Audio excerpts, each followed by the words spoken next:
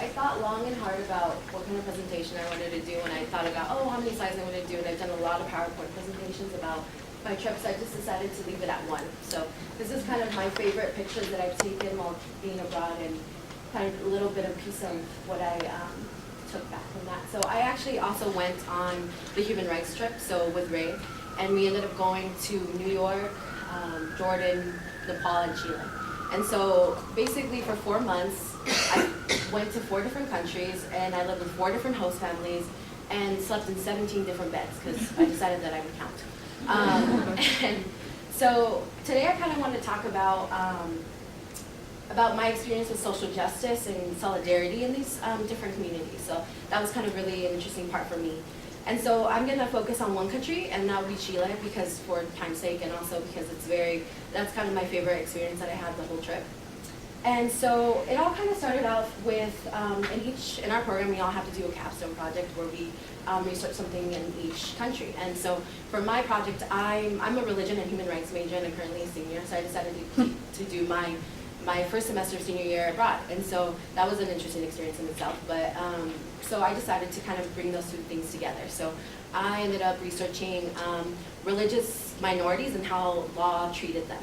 And so that was kind of a very interesting experience, but ultimately it kind of became into something very different. It became more of understanding different societies and kind of more of what was the majority power, the majority culture, and what power they had versus the minority culture in each country and the power they held. And so I'm going to focus on Chile because I felt like in Chile I really had a very interesting experience where I'm going into a Latin American country was really cool for me. My family's from Mexico, so that was kind of a very, I think I had a really privileged view into the country with language, with kind of what Ray also said about nuance and how people interact with each other. I also felt like I could actually go and fit in, so I could go anywhere and people thought, oh, okay, she's probably from here, and that was kind of a really cool experience for me. And so the thing that really, one of my big passions and the things that I'm kind of doing at school right now is studying education and kind of education policy. And so I don't know how many of you know about the major student movement that's happening in Chile, and that's been happening for about a decade now. And so that was kind of a really cool experience for me to kind of talk to the student leaders. And they talked about kind of their vision for their country post, they lived under a 17-year dictatorship and kind of what they wanted to transform their country into. And so that was a really cool experience for me. And we got to talk to them and really got to understand their vision. And that was really interesting to me because they had a lot of the same problems that we have in the United States in terms of intercultural education and also having all kinds of different problems with that. But it was interesting because I think in this country, they really took the initiative themselves and kind of pushed themselves and started protesting, started changing things, made the government basically respond. And at the height of the movement, it was around, people can estimate around 1 million people were in the streets protesting. And kind of to give you background on why they were protesting, education in Chile is the most expensive in terms of ratio to their income. In the OECD,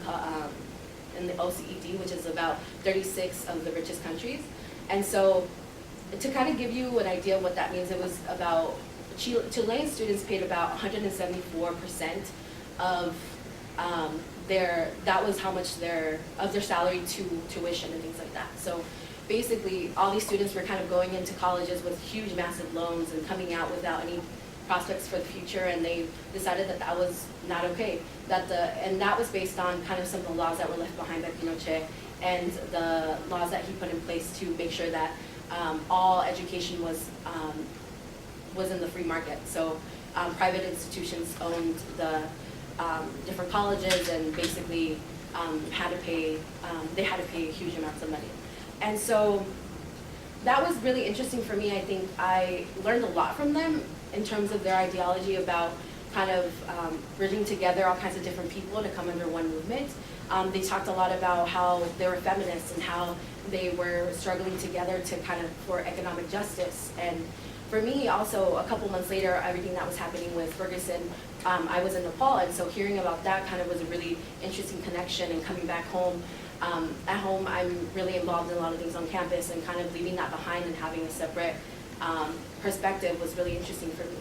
And so I guess to me, this study abroad experience was really hard in a lot of ways. One, because I was one of only two students who of Latino descent, so that was interesting, and also first generation students, so that's also another thing. But another thing was that I really didn't know what to expect from this trip, what was going to happen, where I was going to visit. And like Ray said, we went to 4 different countries. We would get up and leave and join a new different type of society every month. And to this day, actually, which is kind of crazy, I go to Cornell, so we have a block schedule, so we have a different class each month. And since the beginning of September, I realized that I haven't been in one place longer than a month. And it won't be until I get home to California. So that's kind of, right now, even now, I was in Chicago, New Orleans, here, and then all the different countries that I went to. So I'm still kind of trying to get back into the Cornell life. So for me, this experience was really interesting because I was able to kind of take the knowledge that I learned from them and come back home and think about, okay, so what does that mean for us? What can I do? What can I learn from them? What can I take from their experience and apply it back home? And because I was so interested in education, that was kind of a little bit more seamless, and I'm kind of excited to see what I'm able to do when I'm back at home and talk a little bit more, learn a little bit more about education in California specifically. And it taught me kind of where the line between ideology and values in terms of education is important to kind of proactive social justice. And I think that's kind of what I wanted the trip to be, kind of a lesson plan for me to follow of how to learn about all these different issues. Human rights is a huge subject. You can learn about all kinds of different things. But then how do I bring that knowledge back home and connect it to something else? And I think maybe Ray can also attest to this, in every country we felt like they all were really interested in the things we were interested in. They asked us about how we felt about our education system, how what we thought about certain situations, and that really made it kind of more personal to us and made me think a lot about what I could do in my community. And I think that's kind of the goal that we're seeking, to kind of learn all these things, and then how do we bring that back, construct it into something positive, and go back home and apply it. And so for me, visiting Latin America was really important for me. It shaped a lot of what I believed was what my identity was and kind of what I thought was important. And so I definitely think if you're ever able to go to a lot of different countries and kind of get put out of your comfort zone, you should definitely do it. We had to learn Arabic, Nepali. Also, luckily I knew Spanish, at least that was one thing that I had covered. And basically go to these countries and figure it out. No, you had nobody holding your hand, and you kind of just had to walk out and ask people, where's this, where can I do?